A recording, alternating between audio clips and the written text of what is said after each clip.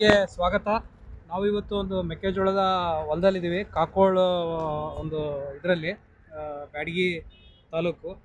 ಈ ಒಂದು ಅವತಾರ್ ಗ್ರ್ಯಾನ್ಯೂಲ್ಸ್ನ ನಾವು ಒಂದು 7-8 ದಿನಗಳ ಕೆಳಗಡೆ ಹಾಕಿದ್ವಿ. ನಾವು ನೋಡ್ಬೋದು ಭಾಳ ಹುಳ ಹೊಡಿತಾ ಇತ್ತು, ಹಾಗೆ ಬೆಳವಣಿಗೆನೂ ಕಡಿಮೆ ಇತ್ತು. ನಾವು ಇದು ನೋಡಿರಿ, ಈ ಥರ ಔಷಧಿ ಹಾಕಿದ್ದೇವೆ, ಸುಳಿಯಲ್ಲಿ ಹಾಕಿದ್ದೀವಿ. ಚುಟಿಗೆಯಷ್ಟು ಆಕಾರದಲ್ಲಿ ಹಾಕೋದ್ರಲ್ಲಿದ್ದು ಏನಪ್ಪ ಅಂದರೆ ನಿಮಗೆ ನೋಡಿರಿ ಯಾವ ಥರ ಗ್ರೋತ್ ಬರ್ತಾ ಇದೆ. ಈ ಥರ ನೋಡ್ಬೋದು, ನೀಟಾಗಿ ಗ್ರೋತ್ ಬರುತ್ತೆ.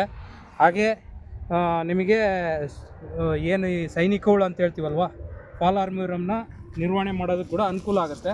ಸ್ವಲ್ಪ ಮಳೆ ಬೇಕಾಗಿದೆ, ಮಳೆ ಇಲ್ಲ. ಮಳೆ ಬಂದರೆ ಇನ್ನೂ ಇದ್ರದ್ದು ಬೆಳವಣಿಗೆನೂ ಚೆನ್ನಾಗಾಗುತ್ತೆ. ಬಟ್ ಎಲ್ಲಿ ನಮಗೆ ಈ ಬಿಸಿಲಿನ ವಾತಾವರಣ ಇದ್ದಾಗ ಈ ಫಾಲ್ ಆರ್ಮಿವರಮ್ನ ಅಟ್ಯಾಕ್ ಭಾಳ ಇರುತ್ತೆ.